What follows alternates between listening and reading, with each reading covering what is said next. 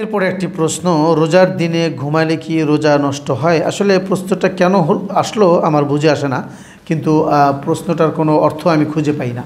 রোজার দিন ঘুমালে রোজা নষ্ট হবে কেন? রোজার সাথে, রোজা নষ্ট হওয়ার সাথে ঘুমের কি সম্পর্ক রয়েছে? কখনোই নষ্ট হবে না, এটা কোনো কথার মধ্যেই পড়ে না যে রোজা রেখে ঘুমাইলে রোজা নষ্ট হবে কিনা। যারা সুদী কারবারের সঙ্গে জড়িত তাদের কি যাকাত দিতে হবে? দিলে কি তাদের সম্পদ পবিত্র হবে? না, কখনো হবে না। যারা সুদের কারবারের সাথে জড়িত তাদের উপর যাকাত ফরজ নয়। কেন নয়?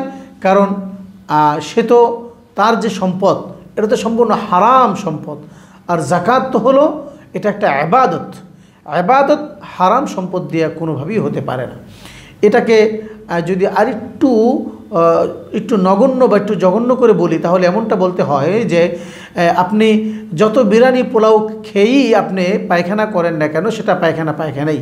এটাকে আপনি যত আতর দিয়ে বা যত সাবান দিয়ে ধোন না কেন, এটা গন্ধই থাকবে এবং এটা নাপাকি থাকবে, এটা পায়খানাই থাকবে, এটা কোনোদিন ভালো হবে না। তো সুদ একই জিনিস।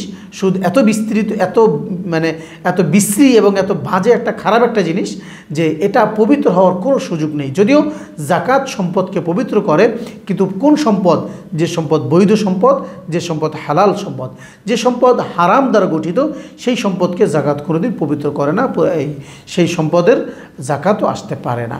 সুতরাং যারা যাকাতের সাথে জড়িত তাদেরকে অনুরোধ করব যে এতটা জঘন্য হয়েন না, আর একটু আল্লাহর হস্তে পরকালকে ভয় করুন, আল্লাহ এবং আল্লাহ রসুলের লানতকে, অভিশাপকে ভয় করুন। সন্তানের কত বছর থেকে ফিতরা শুরু হয়?